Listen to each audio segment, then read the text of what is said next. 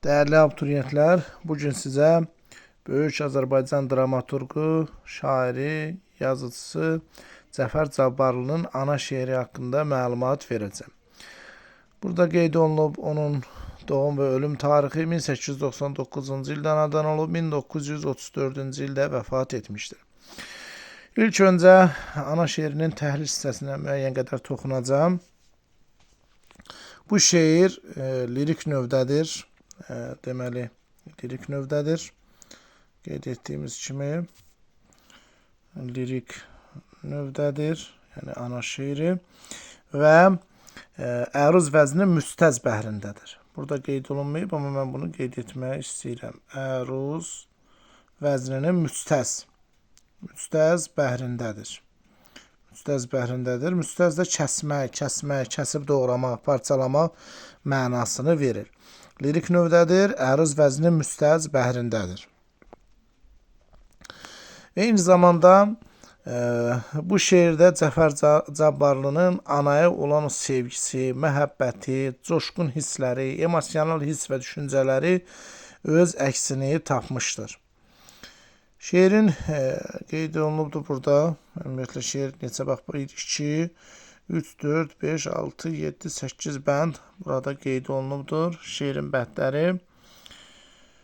Və şeirdə deyir, əgər bütün bəşəriyyət ədüv-i canım olar. Ədüv-i canım, yəni canımın düşməni. Bax, bu birinci ifadə ki var burada. Bunu qeyd etmək istəyirəm mən. Bax, burada canımın düşməni. Yəni, bax, bu hissə var. Ədüv-i canım. Canımın düşməni mənasını verir. Ürək süqut eləməz aldığı mətanətdən. Rica-i xəffə məkan vermərəm gər alimlər, min ildə vəz edələr dəhşəti qiyamətdən. Bax, bu hissədə də, yəni dəhşət qiyamətin dəhşətindən min ildə vəz etsələr, yəni belə deyir də, mən yəni çəkinmərəm, qorxmaram. Yəni aldığı ürək aldığı mətanətdən süqut eləməz. Pələnglər tuta dövrüm, çəkinmərəm haşa və ya ki vəd edələr dövləti cahanı mənə. Yəni bütün dünyanı mənə vəd etsələr də ki bir kəsə baş əyib iccimi bəyan eyləyim. İccimi, yəni bu hissə ki var, iccimi bu acizliyimi mənasındadır. İccimi sözü burada. Acizlik mənasındadır. Əyilmərəm nə ki yer, versələr səmanı mənə. Yəni mən əyilmərəm heç kəsin qarşısında. Nə ki yer, hətta səmanı, göyü də mənə versələr. Yanımda gər dura cəllad əlində şəmşiri, ölüm gücü ilə mənə hökm edə olum təslim. Əyilmərəm yenə haşa, ölüm nədir ki onun gücü ilə xalqı həqiranə eyləyim təzim. Həqiranə alçaqcasına. Bu söz ki var, bu alçaqcasına mənasını verir. Yəni onun gücü ilə mən, yəni alçaqcasına xalqa belə deyək də eyləyim təzim. Yəni cəllad belə şəmşir əlində dursa, məni ölümlə təhdid etsə belə yenə də əyilmərəm. Cahanda yox elə bir qüvvə, baş əyim ona mən. Fəqət nə güclü zəif bir vücud var yahu.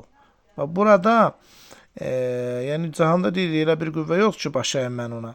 Fəqət nə güclü zəif bir vücud var yahu. Ki hazıram yıxılıb xaki payına hər gün. Xaki payı o deməkdir ki, yəni ayağının altına, ayağının belə deyək də torpağına o mənanı verir. Öpüm ayağını icz ilə, kimdir o, nədir o? İcz ilə, yəni icazə ilə. Sözün mənası odur. Kimdir o, nədir o? Deyir, ana, o adın qarşısında bir qul tək. Həmişə səcdədə olmaq mənə fəxarətdir. Yəni o anadır. Onun qarşısında mən bir qul kimiyəm və həmişə onun səcdədə olmaq mənim üçün deyir fəxirdir. Onun əli ilə bəla bəhrinə yuvarlansam, bəla bəhri yəni bəla dənizi mənasındadır. Bu hissə ki var, bəla bəhri, bu bəla dənizi mənasındadır. Təbii ki burada poetik sözdür, məcazi mənada işlənib. Yenə xəyal edərəm bəzm istirahətdir. Bəzm istirahət isə istirahət məclisi. Bu söz ki var, istirahət məclisi mənasını verir. Əsəy külək, bağır ey bəhri biyaman ləpələn. Yəni deyir, ananın səcdədə olmaq anama mənim üçün fəxarətdir və onun əli ilə yəni bəla bəhrinə yuvarlansam da, bəla dənizinə, qəmə bəlaya düçar olsam da, yenə xəyal edərəm ki, elə bir ki, istirahət edirəm. Sonra deyir, əsəy külək, bağır ey bəhri biyaman ləpələn. Bax, burada küləkə müraciət var, xitabdır. Bağır ey bəhri biyaman. Yəni bax burada müraciət var.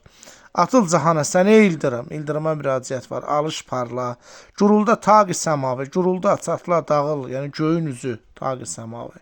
Sən ey günəş yağışını yağdır, ey bulud ağla.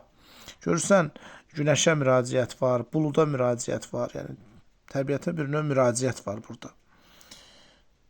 Sonra deyir ki, bunlar mənə əsər eylərmi? Mütləqa yox, yox. Yəni bunların deyir heç birisi mənə əsər eyləməz. Bunların heç birisi. Fəqət ana o müqəddəs adın qabağında, amma deyir ana başqadır. Yəni ana bütün dəyərlərdən üstündür. O paç bağrına bassın, məni desin lay lay. Təbəssüm oynadaraq titrəyən dodağında. Bütün vücudu məsər, ruhu meyləyər pərvaz. Deyir ki, anam ki məni bağrına bassa, mənə lay lay desə. Yəni bax bütün bu təbiət hadisələri, günəş, bulud, külək, bunların heç birisi ildırımın səsi mənə təsir etmədi. Amma anamın ki, belə deyək də, anam mənə təsir etdi. O müqəddəs adın qabağında deyir, mənim bağrına bastığına, anamın mənə laylay çalması, təbəssüm oynadaraq titrəyən dodağında, bunlar mənə əsər etməsə də, amma anamın paş o laylay səsi mənə təsir edər. Bütün vücudu məsər, ruhu meyləyər pərvaz, yəni vücudu məsər, ruhum uçar. Uçar səmalara, o aləmi xəyalətdə, yatar, ölər bədənimlikdən düşər bir söz, ana, ana, sənə mən rahibəm itaətdə. Yəni, bütün vücudu məssə də, ruhum göylərə, səmalara qalxsa da, uçsa da, bədənim ölsə də, yatsa da, nitqimdən bircə bu söz düşər, ana, ana, sənə mən rahibəm itaətdə. Yəni, mən sənə itaətkaram, mən sənin üçün hər zaman, yəni rahibəm. Yəni, rahib nədir? Yəni, o bir növ, belə deyək də, daha çox məsələn xristian dilində görürsünüz də o monastırda xidmət edənlər monastırda rahibdir. Yəni xidmət, yəni mən sənin itaətində duranam, sənə itaətdə xidmət edənəm anaya deyir. Yəni çox maraqlı şeirlərdən biridir və bu mən düşünürəm ki, Cəfər Cabbarlının ən maraqlı şeirlərindəndir və bu şeir ümumiyyətlə onun yaradıcılığının əsas hissəsini təşkil edir, lirik növdədir, əruz vəzinin müstəz bəhrində yazılmışdır. Bu tip video dərslərimizi istəyirsinizsə, videolarımızı bəyənin, yenə də ardı olacaq. Diqqətinizə görə çox sağ olun.